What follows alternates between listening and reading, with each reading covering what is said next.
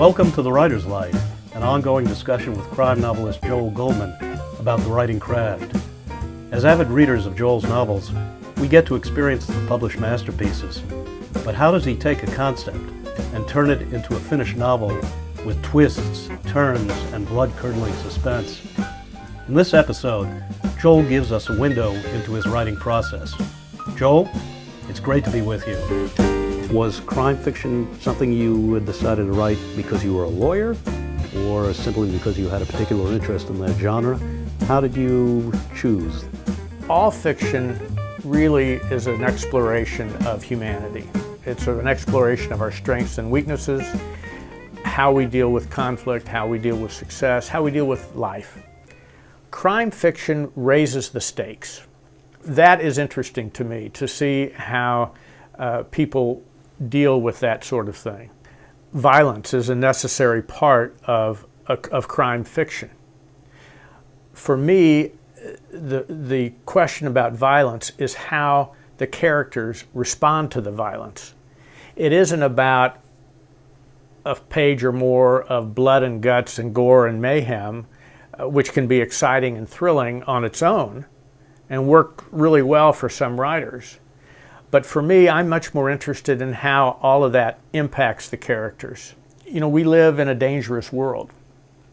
You never know what's going to happen to people you know, people you love, who's going to be the next victim of a crime. And I don't want to raise that to the level of paranoia, but we do live in an uncertain world.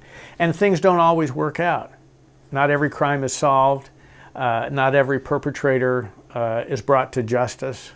But the one thing that you can do in crime fiction is you can take a reader into that kind of a world, and they can experience that world safely and vicariously, and they can have the satisfaction that there's accountability at the end, that the bad guy is held to account. Crime fiction, I think, appeals to our concerns about our own safety in the real world. And it's a place for us to go where it is going to be safe. Now, you say all your books sort of proceed from the question, what happens when things go wrong? Elaborate on that, if you would. A book where nothing goes wrong, a story where there is no tension, no drama, no tragedy, where all the characters are beautiful, wonderful people. They're fabulously rich. They're healthy. They're well-adjusted. They have not a crossword to say about anyone, and they have not a care in the world. Nobody cares about that.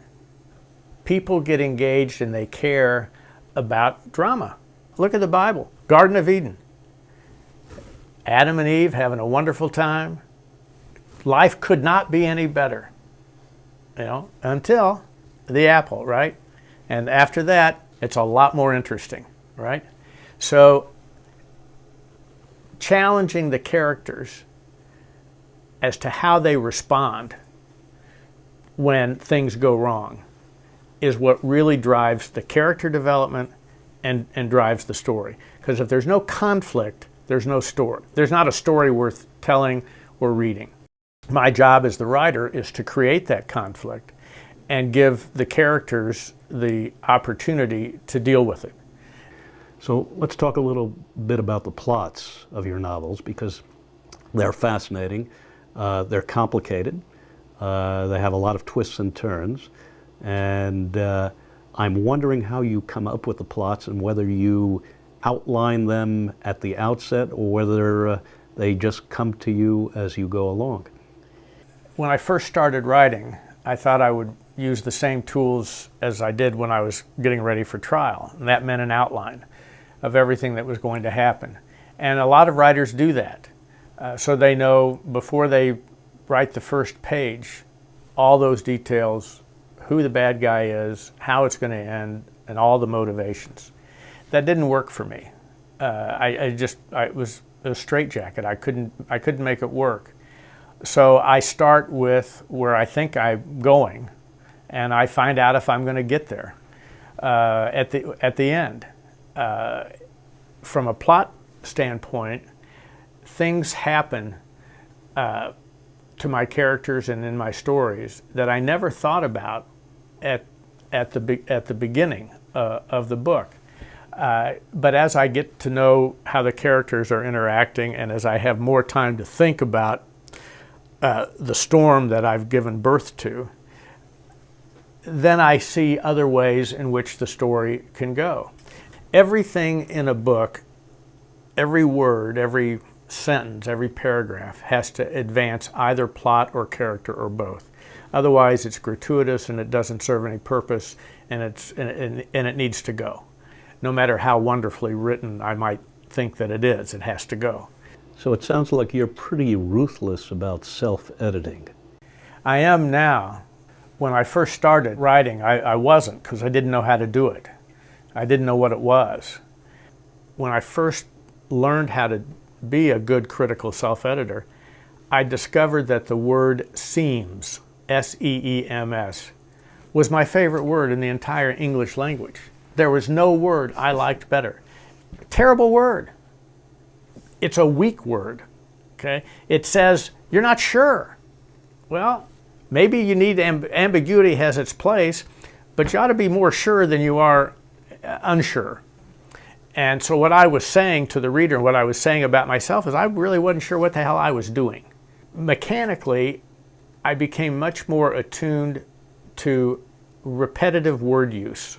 The same word in the same sentence or the same paragraph, or in paragraphs close together. When it's a descriptive word, a word that has impact, not a word that's a conjunction or something like that, but a word that has to stand out.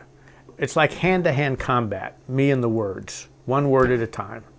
I have to be able to justify the presence of each word on the page, not just on the page, but where it is on the page.